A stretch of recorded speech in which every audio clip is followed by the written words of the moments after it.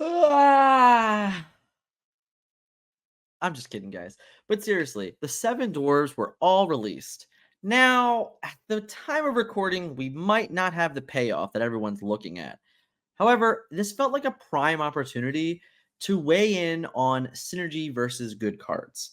And what I mean by that, we're going to break that all down in this video as we walk through if the Seven Dwarves are potentially meta relevant or if it's better to just play good cards. Let's get into the video, guys. Breaking down card synergy versus power is never very easy in any game.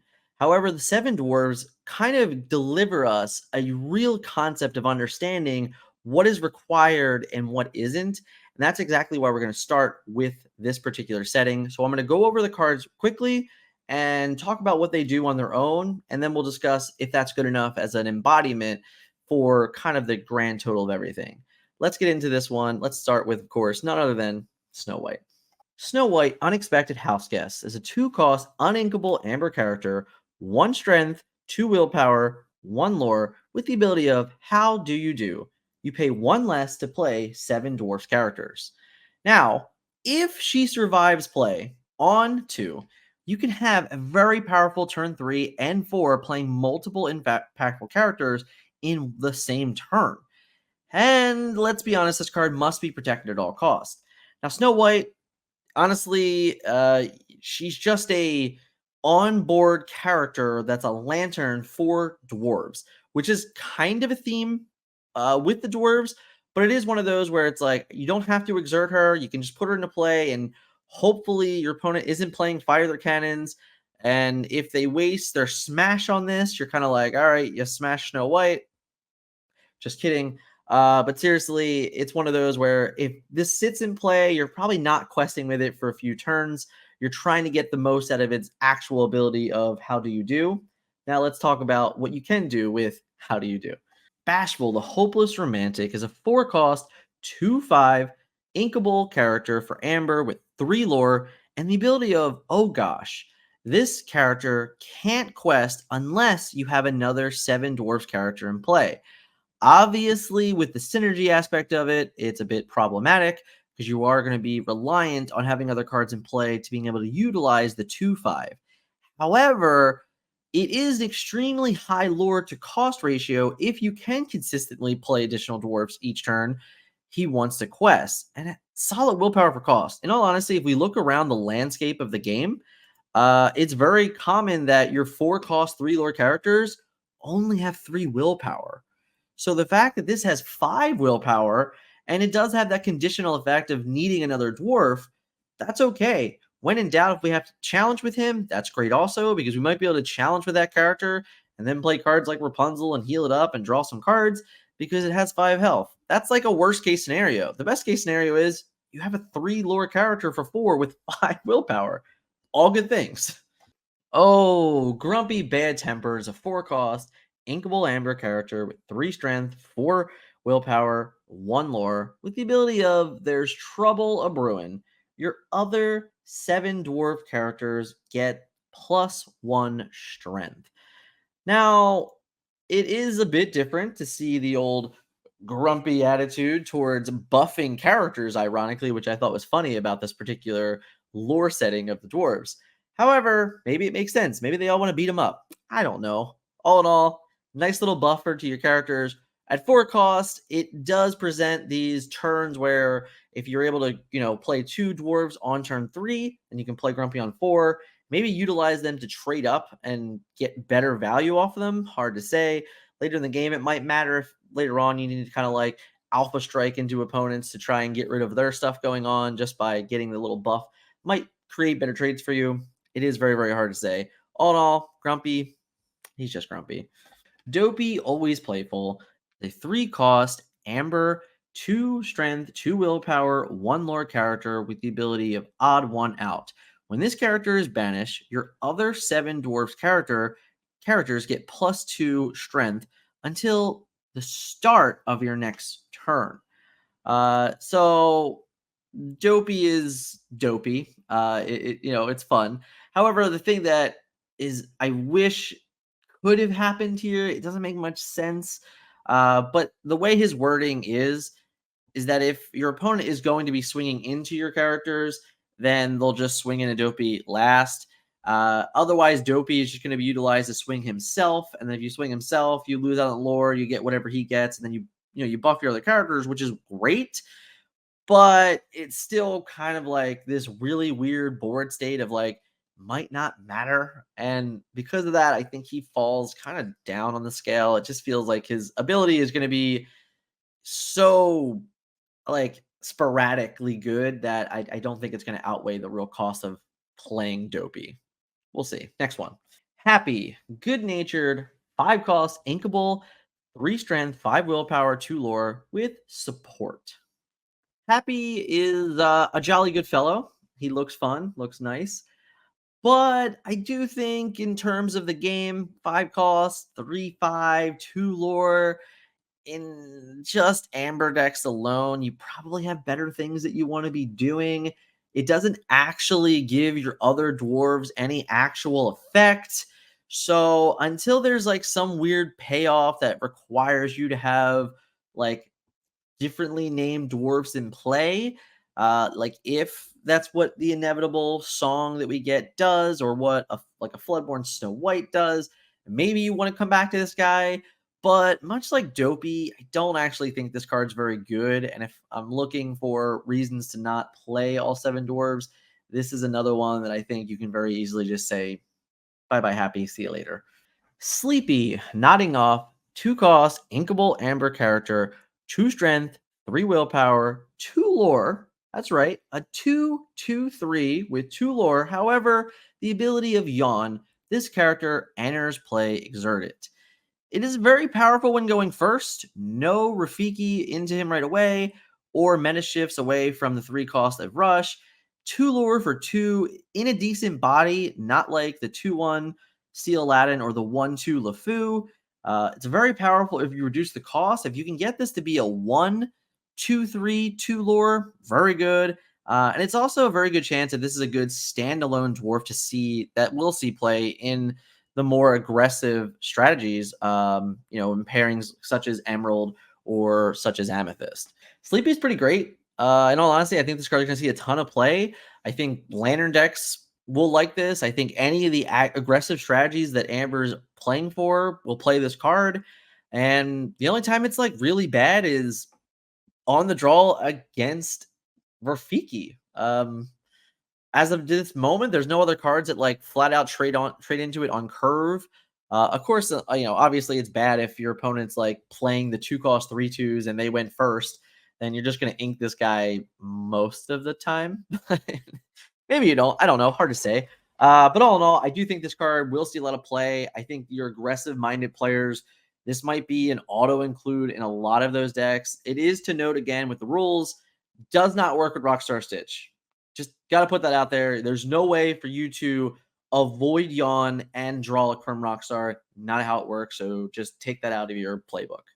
Sneezy, very allergic. 2 cost, inkable amber character, 1 strength, 4 willpower, 1 lore with the ability of Achu. Whenever you play this character or another 7 dwarf character, you may give chosen character -1 strength this turn. He has solid stats for his cost. His mini Maximus effect should be enough to allow other characters to trade efficiently. He can create really favorable challenging stats if you play Sneezy and additional dwarfs in the same turn. Sneezy is like a reverse Meg with the 1/4 stat line that kind of sticks around and just does things. With Snow White, you can create very interesting board states on turn 4, I would say, where like turn 3, you can kind of utilize Snow White's ability, play multiple dwarfs, and then turn 4, you might have to play Sneezy and another dwarf, buff both your characters, trade in well, keep the game moving forward, finding other ways to utilize other characters and things like that. I really like this card. I do think that this is another one that you're definitely playing in like a dwarf synergy, but you're like have a chance that if you enough of the dwarves are good, let's just say 3 or 4 of these are playable cards in a given type of deck, you might find a reason to play this card as well. Maybe not, but definitely within the presence of the dwarves itself, I think this is going to be a catalyst for this deck to even have a chance to be really, presentable at all, in all honesty, as like a tier, even like a tier 2 deck if it gets that high. We'll have to see. But I think Sneezy actually will be a very, very vital core part of the dwarves being successful. And of course, we have last but not least, Doc, leader of the Seven Dwarves, who is a 3 cost inkable amber character, 2 strength, 3 willpower, 2 lore, with the ability of share and share alike. Whenever this character quests, you may pay 1 less for the next character you play this turn. He's definitely playable outside the Seven Dwarves deck due to universal cost reduction, his high lore stat, and on curve stats for his cost.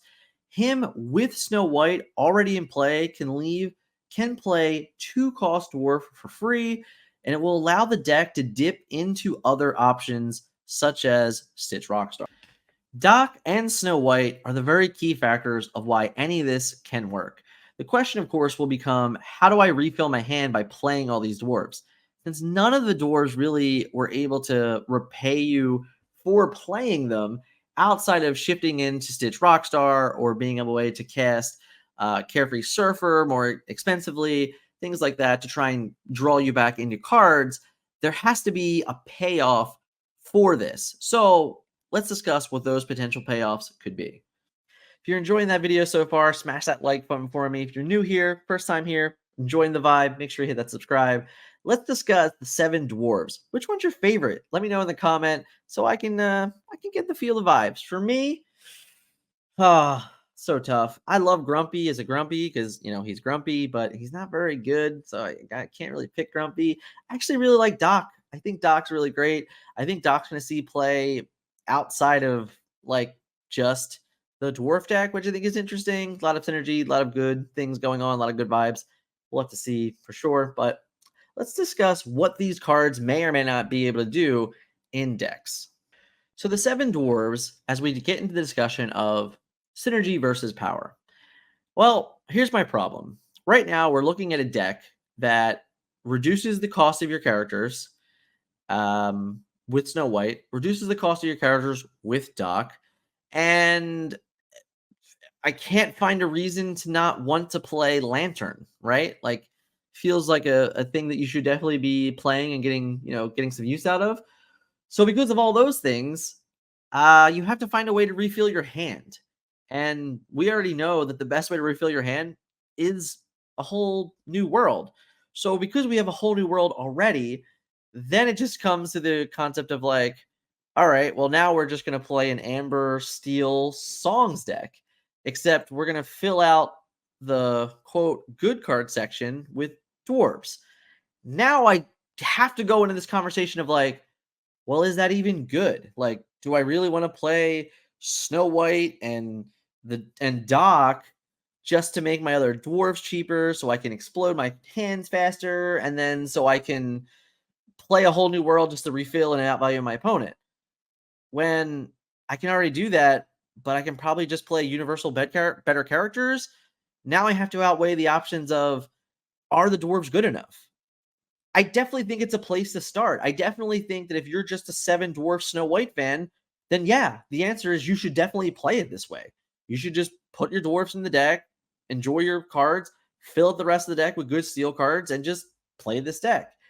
But I'm not certain, or honestly, I'm not convinced that that would be correct.